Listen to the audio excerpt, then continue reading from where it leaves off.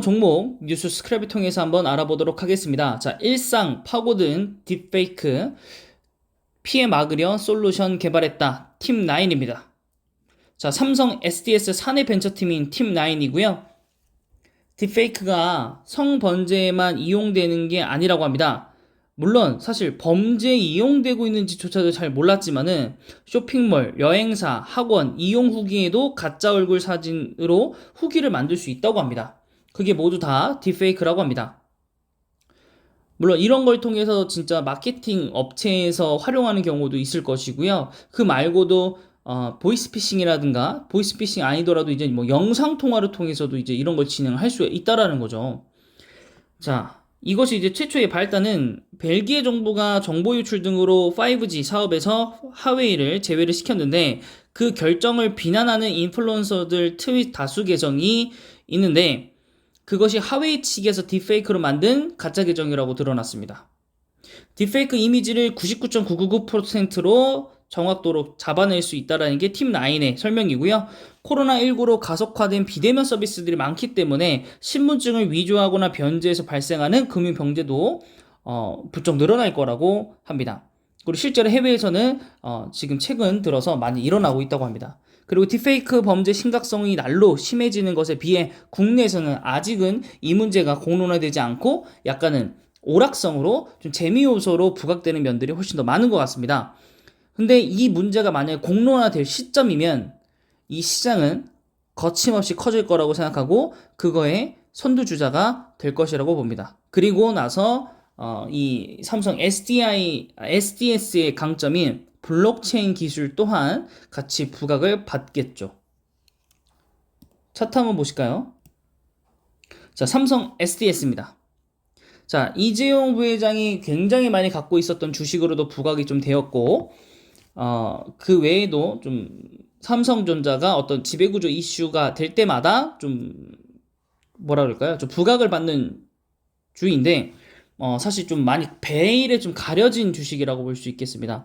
뭐 이렇게 대내적으로 뭐 알려진 기업도 아니고요. 사실 모르는 사람들은 되게 모르는 기업이기 때문에 네, 일단은 11조, 거의 12조에 가까운 시가총액을 보유하고 있고 코스피 34위, 액면가 500원이고요. 외국인 보유율이 11.35% 정도.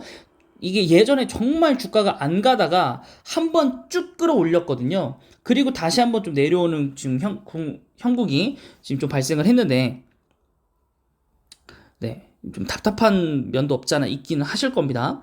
네, 그래도 삼성 SDS가 보통 이제 그 사업 보안 업무를 좀 하다 보니까 삼성 뭐 반도체 회사라든가 뭐 예하의 다른 뭐 SDI 그다음에 뭐 생명 건물도 그렇겠죠. 건물 자체를 지으면 삼성 SD에 가서 전반적인 모든 삼성 사내 프로그램이라든가 뭐 보안 프로그램까지 전부 다 싹 다 네, 한다고 합니다. 그래서 일단 기본적인 수주 고객들이 기본적으로 사내에 그룹사 내에 존재를 하고 있고요. 그 외부적으로도 예, 활동을 하고 있습니다. 네, 차트적으로 보시면은 예, 분명히 지금 바닥권을 내려오신 것들 확인하셨을 거고 재무적으로 보시면 조금 점진적인 변화들만 감지가 되고 사실 그렇게 크게 뭐 주가가 뭐랄까 매출이 는다던가 뭐 그러진 않습니다.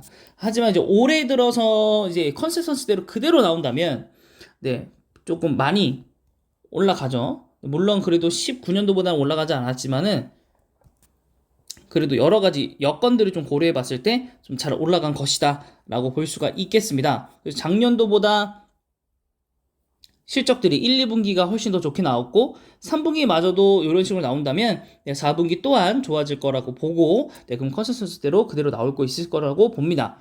자, 어쨌든 지난번에도 제가 삼성 SDS 같이 그 블록체인 기술 설명하면서 말씀을 드렸잖아요. 그죠?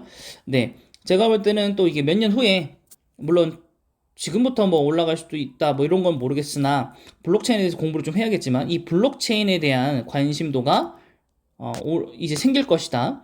딥페이크 문제가 좀 공론화되면서도 같이 생길 수 있고 그 기업 중에 하나는 이제 삼성 SDS가 있고 그 다음에 카카오가 또 이거에 대한 자회사를 좀 가지고 있으면서 제가 페이지 2를 이 사업으로 열 것이다 라고 제가 말씀도 드린 적이 있을 겁니다. 그래서 요런 사업들에 대해서 조금 더 관심을 좀 가져보시고, 네, 조금은 좀 장기적인 측면에서 좀 주식을 모아가는 것도 한 방편이지 않을까 싶습니다. 삼성 STS 같은 경우에는 거기에 또 지배구조 이슈로 인하여 또 삼성전자 이재용 부회장이 뭐 주식 장내 매도를 하지 않겠지만은 뭐 수합 형태를 통해서라도 네, 지분 교환을 통해서 뭔가 좀 이루어질 수 있기 때문에 뭐 추가적인 변동이라든가 하락의 포인트는 남아 있을 수는 있습니다. 그 전에 부각을 받아서 뭐 주가가 했었었는데 이제 그것이 아니라 또 뭐 그 뭐죠? 삼성전자 말고 이외의 주식들을 좀 이제 경영진들에서 좀 팔고 있죠. 상속세 납부를 위해서.